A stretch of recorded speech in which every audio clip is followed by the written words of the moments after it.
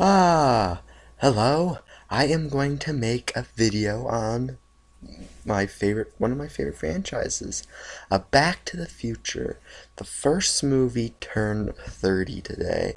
The movie's 13 years older than me, but it's my favorite movie of all time. It really is. I'm gonna be talking about the whole trilogy. Now, I think they're both very solid movies. Um, you both have things I like better in that one than this one, but overall, I'll go over them real quick. So the first one again is my favorite movie because I'll tell you why. It does everything right. It does everything. It does a lot of things and succeeds and works. A lot of movies, when they try to be too much, seems overly convoluted. It tries to juggle so much, and sometimes when it tries to juggle so much, it fails because it's trying to be many things. Now, Back to the Future is one of those rare exceptions. It may be the only, there might be a couple out there, but it's one of the only movies that I know of that can jumble many things, many genres, and make it work. Like, it's a great teen movie, it's a great high school movie, it's a great romance movie, it's a great comedy, it's a great action, it's a great science fiction. It's just all these stuff, and tries to be so many genres, and it works. It works on every one of them. It's really funny, it's very, I love the science fiction element, it's very thrilling. It can go on and on about this movie. Um, but also it is doing a lot with genre type. It's obviously science fiction, but it works in those certain elements. But it stays a very simple story, even though there is one thing after another. It's still very simple in the story. Maybe not simple story as it is simple characters that are easy to follow, easy to relate with. I mean, everybody can relate to Mar. I think one point in somebody's life, they were like Marty McFly. I was. I could relate to Marty McFly a lot. And not just because he's a teenager. Even when I was like, I don't know, 6 years old, I related to him. I've loved this movie. Relatable characters, great action, um, great story. It always keeps you invested because it's one thing after another, and it's fun. So he gets stuck in 1955. The Libyans attack. He has to warn Doc not to stop him from getting shot by the Libyans. He has to get his parents together, otherwise he'll fade from existence. And has to make his own mother stop liking him. Yeah, he has to avoid Biff. He has to uh, get back in time. He has to, it's on and on and on. So many things happen, the wire breaks. It's what keeps you on the edge of your seat, and it just makes the movie so fun to watch. And it just gives you a good feeling. Movies nowadays don't give you the good feeling that they had in the 80s, and Back to the Future is a very good exception. You're in a good mood after you watch it. And it's a classic, timeless classic. I've seen it a bunch, and it's really helped me throughout my life. Now, I can tell you stories about this movie that's helped me. Usually, when I was little, I used to get sick a lot. I think I kind of have a weak immunity system. But when kids get sick, they want to go pet their dog to make them feel better, or eat ice cream and all that. And don't get me wrong, that does work, but for me, it was Back to the Future. Every time I got sick as a kid, one of the things that made me feel better was watching Back to the Future. And I think that can say a lot.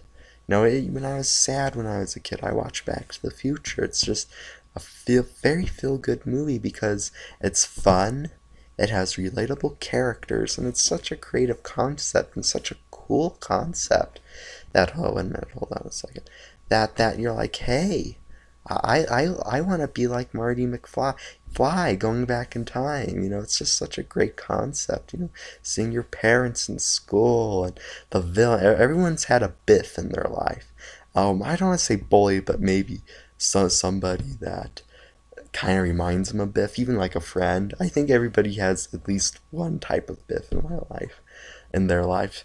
And I've had a couple of people that remind me of Biff a lot.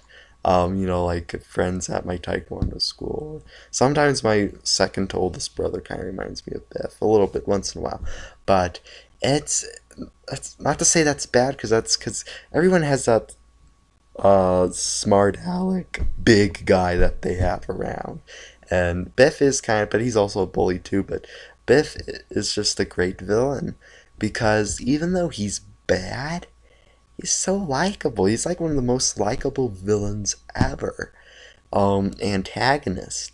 A lot of movies, a villain, and to do so right, that's their job, is to seem unlikable. It makes us root for the hero more. And we still root for Marty more than Biff. But I think because Biff is so relatable and so egotistical about himself, just kind of like this big log that everybody follows, it's funny. It's kind of likable. I like how much authority Biff has. Like even when he walks in, not just among his classmates, but among when he goes into the cafe, the 50s cafe, and the when George McFly is gonna talk to Lorraine, and the music just goes woo, like it stops for Biff. Everyone stops for Biff. I like how he has that authority, and it's so funny. Um, I like the romance story. It's pretty good. I mean, it doesn't seem forced, and I'll tell you why. And I'll get into this in the third one because the first one and the third one kind of deal with a romance, and I'll just say it now. The first one works so much better than it did in the third one because I'll tell you why. It needed to happen in order for the story to succeed. It didn't just get away with the story. It had to be part of the story that made us root for the characters more, that it didn't feel forced, it felt natural because it had to happen. This romance had to happen in order for Marty to stay alive. He has to get his parents back together, you know, fall in love in order for them to stay alive, which is a great scene. When they kiss and Marty is gonna fade from existence, and he's like, oh, and he's fading, and then Eartha, he's like, oh man, it's so great. And that's a great comedic moment when he's playing the guitar. I can just go on praising this movie. I can't say enough. If someone who hasn't seen Back to the Future, I probably might seem like you're rambling, but I guarantee you, watch the movie and you understand what I'm talking about. Great movie. I can't find a single thing wrong with it, honestly. It's my all-time favorite movie. Um, it's just got so much going for it. And it works on every level, and it's again a cool concept, a cool idea. Likable characters, relatable characters, um, great situations that happen that are memorable and funny, make us laugh, make us cry, make us root. I think this movie does everything a movie should do. Um, it's not too heavy in dialogue.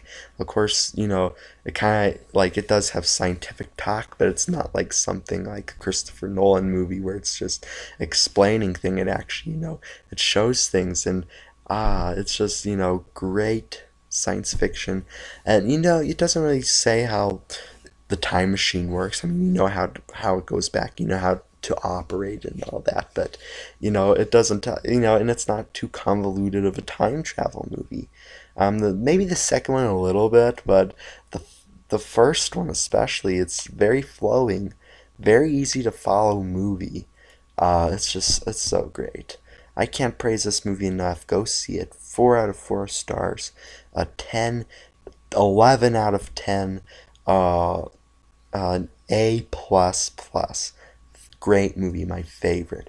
Robert Zemeckis. Robert Zemeckis with Back to the Future and Roger Rabbit, I think he is a great director. I like Forrest Gump. I think it's a little, I mean, I don't think it's as good as Back to the Future or Roger Rabbit, but those two movies, and even the other Back to the Future sequels, he's just genius, genius.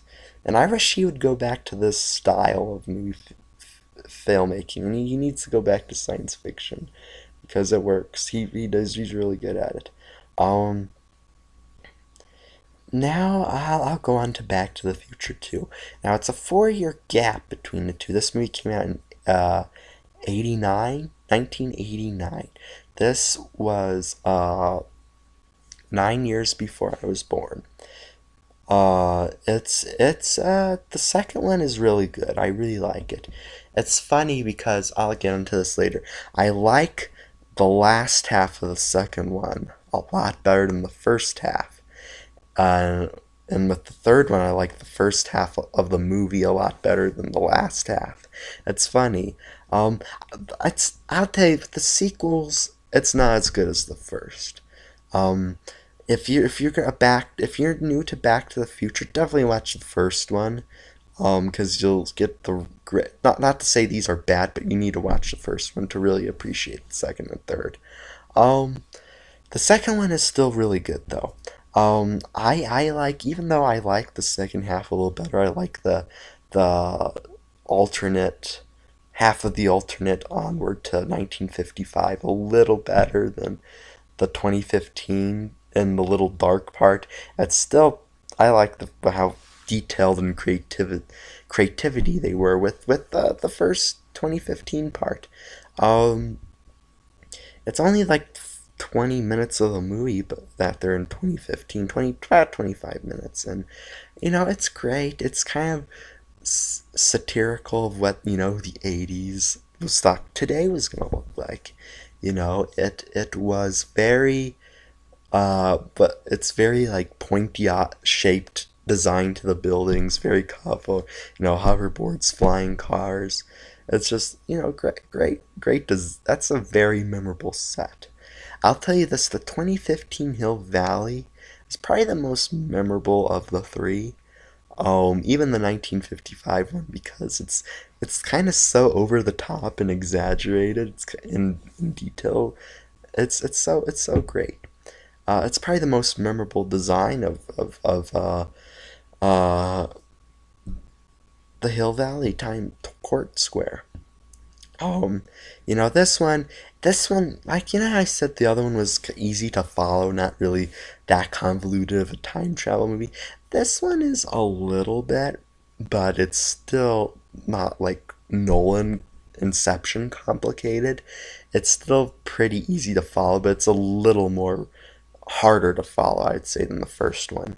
It's again got memorable characters, of new characters. I mean, Griff. Oh my god, I just love. Okay, let me tell you something. Tom Wilson's performance as the Tannins are great, and then. And of course, Biff is my favorite because he has the most memorable lines and he's the most relatable of the three Tannins that, I think everyone has, even in themselves, a moment of Biff. He's just kind of like what you think of kind of a jerk. He's like the definition of a likable jerk. But with Griff Tannen, he's not the main villain of the movie. It's still Biff, but the way Tom Wilson acts as Griff, oh my god, it's so over the top. I just love watching it. It's just I love see a lot of actors when they get over the top, it's just starts to become kind of cheesy. And this does come cheesy, but it's kind of like okay, come on, really. But there's some actors that can really capture this well. It's Jim Carrey. Being over the top and loving every minute of it. It's so fun to watch. I heard Tim Curry, but I haven't seen much Tim Curry. But in my opinion, Jim Carrey and Tom Wilson. And Tom Wilson's role as Griff, he's so over the top. He's like, wrong answer, McFly. Yeah! It's so fun. It's like, Griff, what am I paying you for? He's just very, very over the top performance, but I just love it because it's so goofy, and it's still really likable. Maybe not as memorable or relatable as Biff is, but very likable and very over the top and goofy. It's just, you can't help but to laugh and like it. Um, and of course, we have a Biff again. Biff in the story, we get old Biff, middle age, alternate reality Biff, and young Biff from 1955, and both are really great. The movie is about old Biff steals the DeLorean while they're in 2015. He takes an almanac of the next sports events so he could give it to his younger self, and so he could bet on all of these like horse races, any sporting events, and never lose. Um, and and of course he steals it from, it was Marty's idea at first, and all this bad stuff happens. Like Biff kind of becomes a ruler, um, and then he kind of his father's dead and all that. It's like, okay, I love the 2015 part, how it's goofy, and very imaginative. The only part of this movie that's I'm like, in a way, it's kind of makes the movie more charming in that sense. Like, but the thing is, the tones in this movie, like one part it's like really goofy over the top, and the next is like it's really dark and like disturbing, but it's still a little over the top, but it's very dark and disturbing. This one's the most over the top of the series. Has some very over the top moments, but still likable. Um, the design of 2015 Hill Valley, like I said, I was reading, what Bob Gale said is because in the 80s, people were getting a little worried, like how their society was being more and more Japanese culture influence. And so, like, they made Hill Valley very Japanese influence. And you can see, like, the very pointed objects and the way what people wear kind of looks like an anime type of thing. I don't know how to explain it. But it's a really interesting design for 2015. I talked long enough about the 2015 part. Now let's get on to it. Again, like I said, it's still over the top in the alternate reality. There's still some funny scenes. When he gets into the Black family's house because it used to be his house, and of course the Mr. Strickland scene. But the rest of the movie it's kind of really dark, and it kind of takes. I mean, yeah, the first one did kind of have its dark moments, but this one is kind of like slightly dark, but not really dark. It still had that lighthearted charm and likability. This one kind of becomes really dark, and it doesn't really have that likability that the other parts of the movie have. But it's still okay. It doesn't kill the movie. Now my favorite part is when they go back to 1955, because again we get Thomas S. Wilson as the Biff we know and love, and it's just got some really cool scenes. It's just Marty following Biff around 1955, but man, I really like it. Hold on, there's something coming up here. I really like it because we get to see clips of the old of the first movie. We get to see clips of the first movie. The way they edit it is really good. Really good technology for back then. I wish movies nowadays did more of this technique, of previous events next to new events that are happening, unraveling. The one movie that kind of came close to doing it, but this was still 10 years ago. But the one movie that kind of came close to doing this type of thing that Back to the Future did with the editing, with the reveal, seeing old stuff happen while new stuff is happening, but it's the memorable stuff, is kind of Harry Potter 3. I can't remember what that one was. I think it was The Prisoner of Azkaban, where they go back in time and they watch not really the previous movie, but like stuff that has already happened, and they have to work around it, and it's the same clips from the previous stuff happening. That kind of did what Back to the Future 2 did, but I wish other movies. That's the only movie I know of besides Back to the Future 2 that kind of did that, and I wish other like time travel movies would do that. Um, it's still really good. I really like 1955. Again, I like the special effects of, I'm just repeating myself, the stuff happening with the first movie, and and I just like how over the top Biff is in that tunnel scene, and I don't know, it's a good movie. It's definitely a great. It's definitely probably one of the better sequels. It is a really good sequel. It's not, again, not quite as good as the first one, but still really good. It probably has my favorite Biff line, and you probably think, well, what is it? And it's not. The reason why it's my favorite is just how he says it and the look on his face. I love Tom Wilson. I wish he would do more acting because he's a great comedic uh, timing actor. But the one scene where uh, where old Biff is in the car, his car, young Biff's car, and he goes over after he's arguing with Lorraine, and he's like, it's just one scene, a couple lines, but it's my favorite Biff moment. And he's like, just the way he says it and the look on his face, like, get the hell out of my car, old man. I don't know. I don't know. It's an okay line, but the way he says it and the look on his face is just so great. It's my favorite Biff moment, and it's got a lot of great moments. Like the first one, it has a lot of great moments in this movie. We get the dive deeper into the characters, backstory, and what makes them them and all that. Like you get to see how Biff lives with his mother.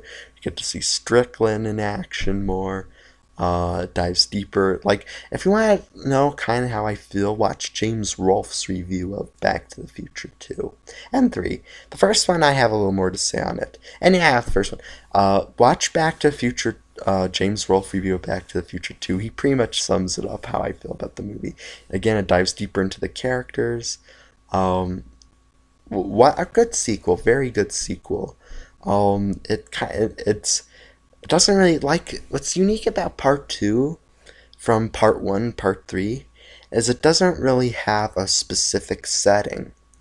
The first one is obviously 1955.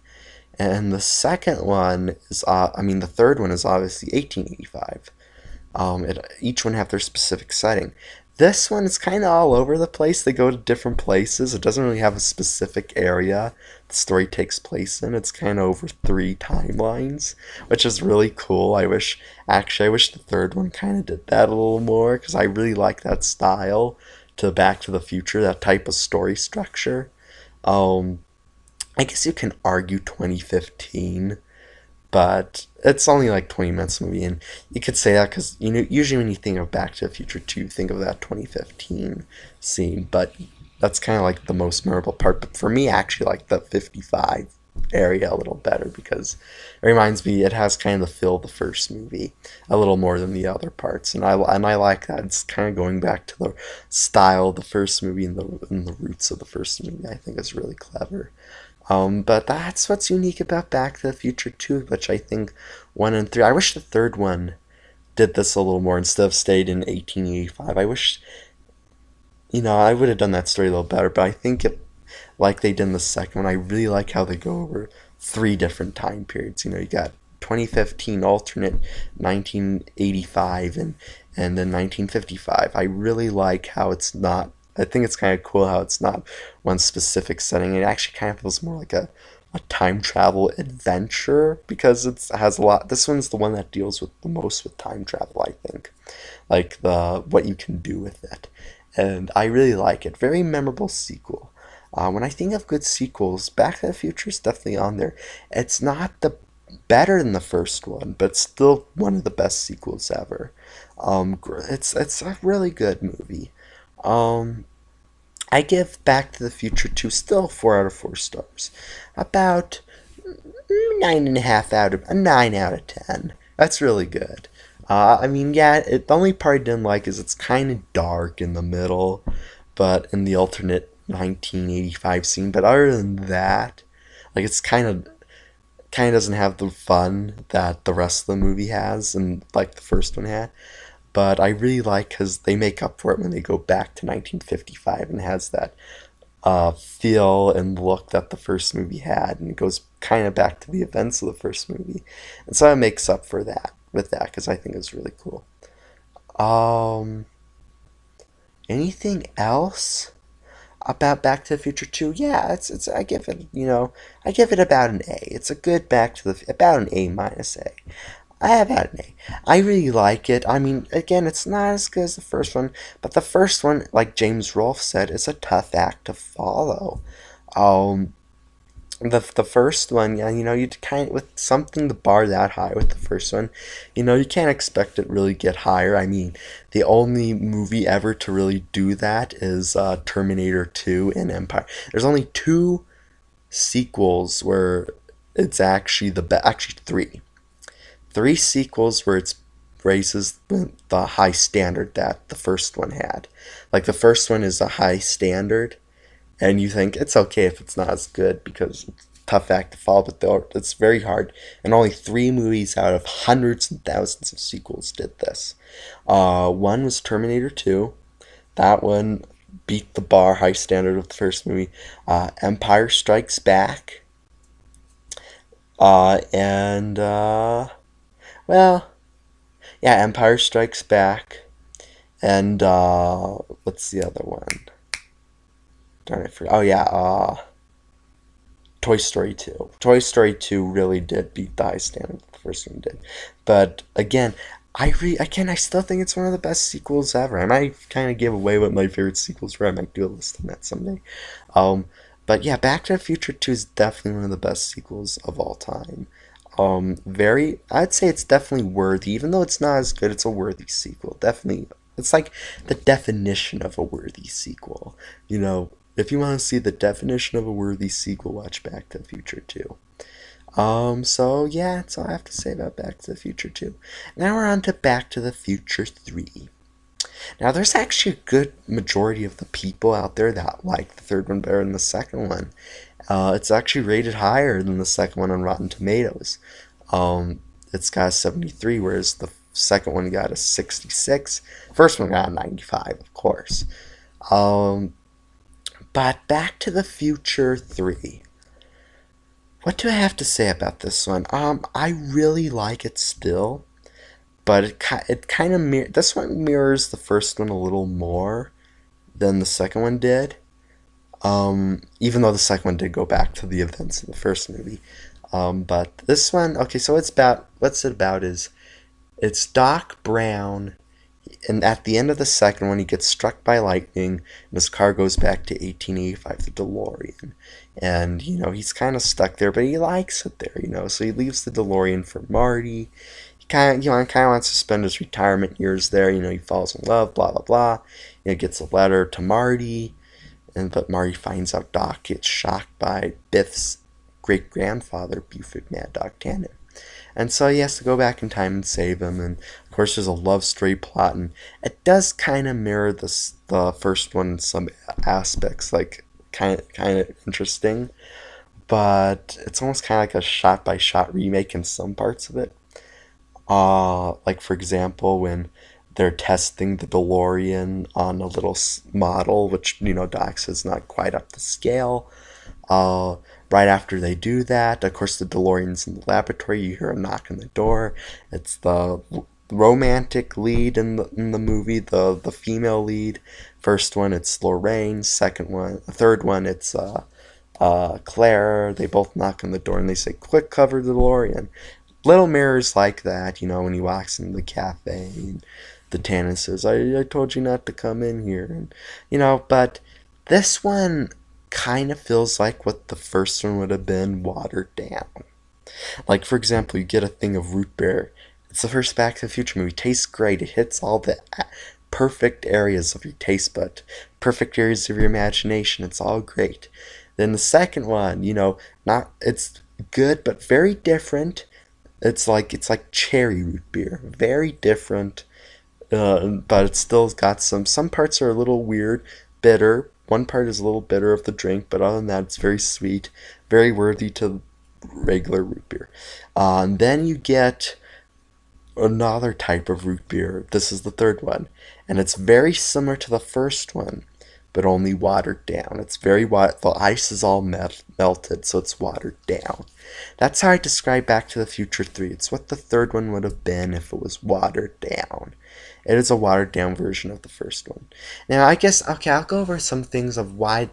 It's not a terrible movie. It is the weakest of the franchise, but it's not terrible. Go over the stuff I like that I really like about this movie before I go over the negative. Again, like I remember what I said in the when I was reviewing the second one. The second one, I liked the last half a lot better than the first half. Uh, well, I kind of like that first half too, but it's kind of like the middle. But anyway, the last half I like actually better than the first half. With this one, I actually like the first half a lot better than the last half. Not to say that the last half is bad, but I remember a lot more and enjoyed a little bit more of the first half. There is a lot of enjoyability in this movie. Of course, we get to hear the scientific stuff that, we all, and it's not convoluted, kind of, but it's kind of done in a funny way that we all love from Doc Brown. Them talking about how to fix the DeLorean to get back to 1985. There's a lot of that. That's great. You know, this movie again, very similar to James Rolfe, but I'm also kind of similar to Roger Ebert. The Wild West setting, a lot. This movie, because it takes place in the Wild West, it kind of feels like a black sheep. Like the thing about Back to the Future is it touched on the two most interesting times in America, which is the 50s and the 80s. When times, 50s were very innocent, so were kind of the 80s. The 80s and the 50s are actually kind of similar.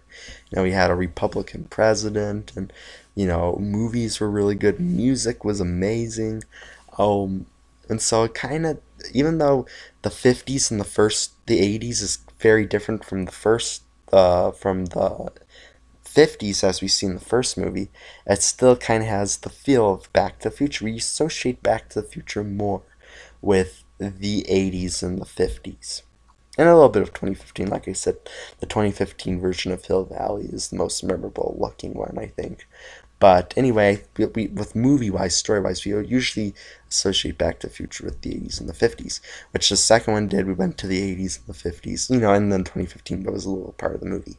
But the 2015 part had an 80s feel to it, and it was an 80s look of 2015. 2015 obviously doesn't look like it did what people thought would be in the 80s. It's an 80s version of 2015. That's why it still has the Back to the Future feel. Now, when you go to a Wild West setting, it kind of loses the feel of the first two. It kind of loses that. And it kind of loses its kind of relatability, and I'll tell you why. Not everyone has lived in the Old West. Maybe this could relate to cowboys, I don't know. But not everyone who can relate to this as much as we could and love it as much as we could, because as we do with the first one, because even 2015 our culture is still very similar. We could still relate to it because it's still modernistic times. Whereas this one is in cowboys and buggies, the look, saloons, and all that. We can't relate to it as much. We can't relate to this character in this environment as much as we could in the first one. But I said I'll go over the pros before I go over the cons. Now, again, I really like Doc and Marty talking, the dynamic they have. I like, again, the 1955 part of the movie. I love 1955 and Back to the Future. I like kind of how it satirizes Clint Eastwood. I like the villain, Big Shot, Buford Mad Dog Tannen. Although I would have liked it better if they gave him less of a southern accent, more of the accent that Biff had, maybe more of Griff, maybe somewhere in between. I can't say it's just I think it would have been better if it was, not to say that it was bad, but I think it would have been better if it had the Biff style of voice, but it's still kind of the Biff mannerisms, missaying sayings and stuff like that. And it's still great to see. He has still that over the top performance that's really fun to watch. He, When I first saw Back to the Future 3, I did not recognize Tom Wilson. I thought there were two different actors who played Biff and Buford. Mad Dog Tannen, but it is, and man, I guess maybe it's because he really plays into this role really well. I love that he can change characters really well. Oh man, I wish he was in more movies. I know he really does love voice acting, but I wish he would come back to comedies. And I know he was in a couple, but man, I just love how he can change character to characters, and it really shows in Back to the Future. Anyway, I really like Buford Mad Dog Tannen. I really like the conflict that comes from Buford Mad Dog Tannen. Um, and all that. And okay, 1885 Hill Valley. Like I said, even though we can't relate to our character in this environment as we did in the other movies, it's still kind of interesting to see. I still you still get some pretty good comedy. Um, I like Buford Mad Dog Tannen. I like the dynamic that Marty and Doc have in this movie. Some of the best conversations with Doc and Marty is actually in this movie. It's kind of funny. Um, and I like the score. Even though I do like the Wild West score that they used for this movie, I wish, because it was the last one, I wish they would use the original score a little more. That's what I liked about it. And the ending, I actually do really like the ending. Not the after when the DeLorean gets destroyed. In the ending, I do really like it. It's a very uplifting note to leave Back to the Future on. Now, let me go to the negatives. Uh, the Wild West setting. I'll tell you what. Another thing is, it tends to be more of a satire of Wild West than it tries to be a Back to the Future movie.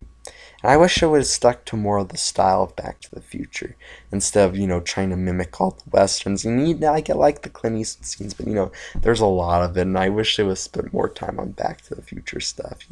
Mimicking the Wild West sets and how people act. And I know people did act like that, but like the Clint Eastwood stuff and getting old Wild West actors, it's kind of distracting. It kind of feels more like a satire of westerns than a Back to the Future movie at sometimes. Um, and the set, this version of Hill Valley, uh, because it's a design, so they try to make it more like a western set. I wish it would have had more of the square that the first two had. It's kind of more like a straight line of shopping centers, kind of like, Main Street at Disneyland. I wish I would have had more of the square that we were used to for Back to the Future. I think they still could have done it in Wild West form. Um, I also like, that you get to see the clock tower before it's being built, but even though I'm still pretty used to it. Okay, now I'll go over the biggest negative of all. The romance. Oh god. Now I'm not totally against romance. Romance movies. There's some great romance movies out there. Like for example, Vegas, Honeymoon in Vegas, and Casablanca, and all these other romance movies. There are good ones. Even though I'm not a big fan of the genre, I can't stand Julia Roberts movies. But and even the first Back to the Future movie, the romance really worked, and I'll tell you why. Again, I'll tell you why this one worked and the third one didn't. Okay, so the third one, that wasn't essential to the story. Doc didn't need to be with Clara at all, and he knows that. He's kind of being naive, and it kind of seems out of character for Doc to do this. It could ruin the timeline, even though yeah, she would have died, and bring her back and marrying her wouldn't have made a difference because she would have been dead anyway. Their offspring could still mess up other people's generations. Don't they understand that? Yeah, there's the television show where they go, but that's not really canon. It's interesting, but it's not really canon. It's kind of like, what Zemeckis said, like, what if this happened type of thing. Um, but, their children, Jules and Vern, could mess with other people's generations. Can't Doc think of this as a scientist? And, oh, God. It's just this romance really jeopardizes the story. Whereas the romance in the first movie didn't jeopardize at all. It had to happen in order for things to go right for Marty. This one, it just, gets in the way of the story. It doesn't need to be there. I wish I wish they would have done one of two things. One, not even have a romance story, just have most of the conflict. I think they were trying to, make conflict with this romance story, but it's unnecessary conflict. I don't like unnecessary conflict in movies. I don't. Um, but this movie has unnecessary. That brings unnecessary conflict, and I think that's why they put it's for conflict. So they'll do. I wish they would have done one or two things. One, not even have the romance story and write it more of the conflict happening with Buford Mad Dog Tannen. And mostly Doc and Marty trying to get back, trying to fit in, trying to work ways out to get back. That's what made the other movies. They spent a lot of times on, things that need to happen. Here it's just kind of dragging on in the Wild West setting. It's not quite as fun when you're actually doing stuff to help progress the plot to succeed. That's what makes the movies fun, because it was one thing after another and after another that needed to happen for them to succeed in their plan, and that got in their way. But this one, they just figure out, oh, and that's why I really like the scene where they're trying to figure stuff out.